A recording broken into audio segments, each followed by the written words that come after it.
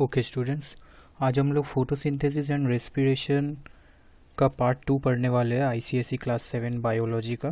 पिछले पार्ट में हम लोग फोटोसिंथेसिस के बारे में जाने थे, एक ब्रीफ इंट्रोडक्शन था। अगर आप लोग पहला पार्ट नहीं देखे हैं तो लिंक आपको डिस्क्रिप्शन में मिल जाएगा, आप जाकर देख सकते हैं। और स्टार्ट करने से पहले अगर आप लोग ट्विटर में फॉलो नहीं किए बायो ट्यूटोरियल्स को तो वहाँ जाकर फॉलो कर लीजिए ताकि कोई भी अपडेट्स आपको सबसे पहले मिल जाए। So let's start.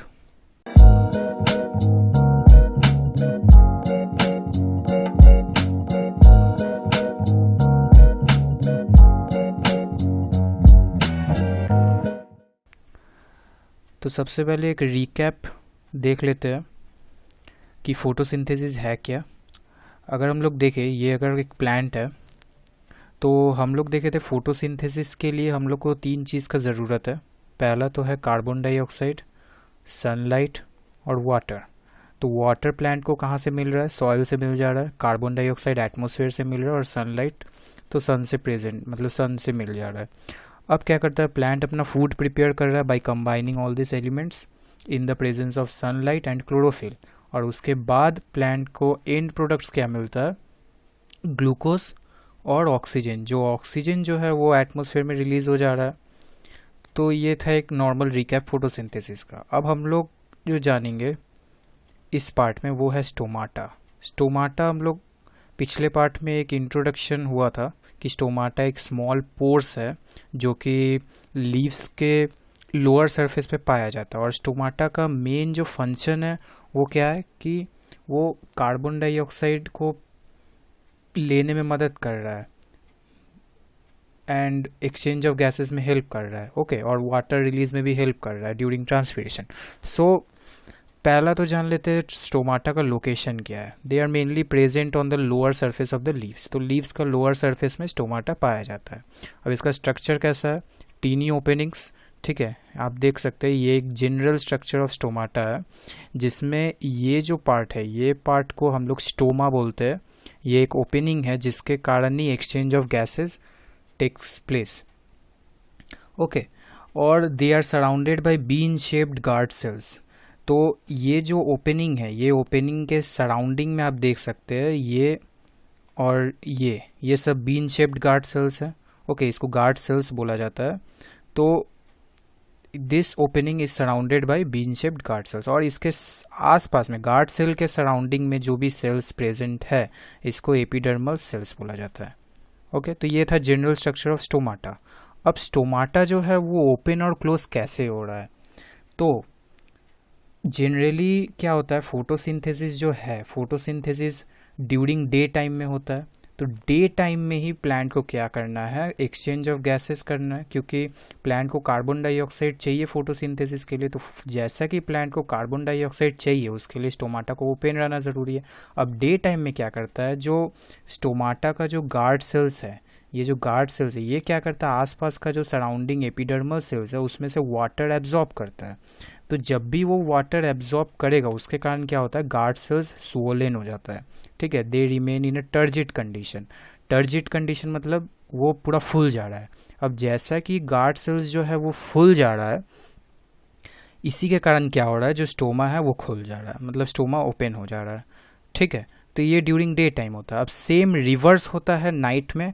क्या होता है, जो भी वाटर गार्ड सेल्स जो भी वाटर एब्जॉर्ब किया था वो वाटर क्या होता है, रिलीज हो जाता है। जैसा कि गार्ड सेल से वाटर रिलीज हो जा रहा है, गार्ड सेल श्रंकन हो जा रहा है, मतलब they goes in a condition called flaccid. ठीक है, फ्लैक्सिड कंडीशन मतलब गार्ड सेल्स जो भी है वो श्रिंक हो जाता है, as a result of which जो स्टोमाटा है वो क्लोज हो जा रहा है। Okay, this happens at night time. तो in this way opening and closing of stomata takes place. अब देखिए स्टोमाटा का जो गार्ड सेल्स है उस गार्ड सेल्स में 2 टाइप्स ऑफ वॉल है। ये जो इनर वॉल है, ये इनर वॉल जो होता है वो थिक होता है, और ये जो ये जो आउटर वॉल है ये आउटर वॉल थिन होता है। ओके, तो ये 2 टाइप्स ऑफ वॉल्स जो है ये प्रेजेंट है गार्ड सेल्स में। अब हाउ फोटोसिंथेसिस ऑकर। अब फोटोसिंथेसिस हो कैसे रहा है? फोटोसिंथेसिस होने के पहले क्या क्या मटेरियल्स चाहिए था? कार्बन डाइऑक्साइड चाहिए था, वाटर चाहिए था, सनलाइट चाहिए था। ओके, अब क्या हो रहा है देखो, सबसे पहले क्लोरोफिल जो है जो कि प्लांट का लीफ में प्रेजेंट, तो क्लोरोफिल क्या करता है, इसका मेन क्या कर रहा है, ये सनलाइट को कैप्चर कर रहा है, जो भी सनलाइट आ रहा है। इस सनलाइट को कैप्चर करने के बाद ये क्लोरोफिल क्या हो रहा है, दे गेट्स एक्साइटेड और दे गेट्स एक्टिवेटेड, ये एक्टिवेट हो जाता है।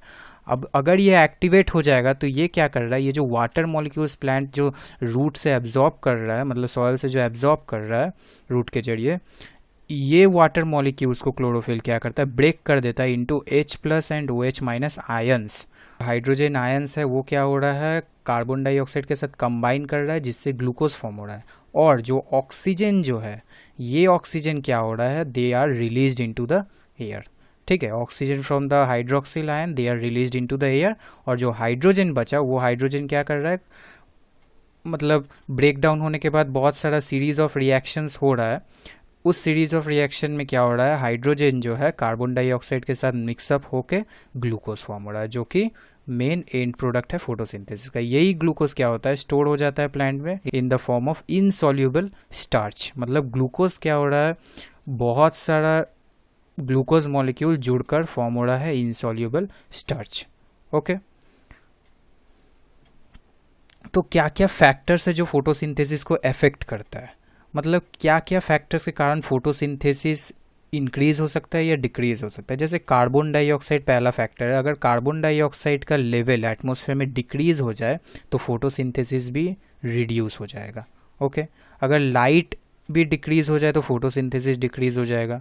Same in the same way temperature अगर डिक्रीज हो जाए तो फोटोसिंथेसिस भी डिक्रीज हो जाएगा। तो ये सब आपको जानना जरूरी है, क्या क्या फैक्टर्स है जो फोटोसिंथेसिस को अफेक्ट कर रहा है। नेक्स्ट है एंड प्रोडक्ट्स। अब फोटोसिंथेसिस होने के बाद क्या क्या प्रोडक्ट्स हम लोग को मिल रहा है। पहला जो प्रोडक्ट है जो कि मेन एंड प्रोडक्ट है वो है ग्लूकोज। ग्लूकोज क्या होता है, they are stored in the form of insoluble starch, plant में स्टोर हो जा रहा है in the form of food. और जो ऑक्सीजन है they are diffuses into the atmosphere, वो एटमॉस्फेयर में चला जा रहा है। ठीक है, अब फोटोसिंथेसिस का क्या सिग्निफिकेंस है, मतलब फोटोसिंथेसिस से हम लोग को क्या फ़ायदा हो रहा है। पहला जो फ़ायदा है कि हेटेरोट्रॉप्स जो होता है, हेटेरोट्रॉपिक एनिमल्स जो भी है, जो कि प्लांट्स के ऊपर डिपेंडेंट है, वो प्लांट्स के ऊपर क्यों डिपेंडेंट है, फूड के लिए। और वो फूड क्या हो रहा है, प्लांट्स प्रिपेयर कर रहा है, मतलब जो ग्लूकोज जो स्टोर हो जा रहा है प्लांट में, वही ग्लूकोज तो हम लोग को मिल रहा है एनिमल्स को। ओके, मतलब अगर हम लोग प्लांट के ऊपर फीड करेंगे तो हम लोग को वो फूड मटेरियल मिल जाएगा जो कि प्लांट प्रिपेयर कर रहा है।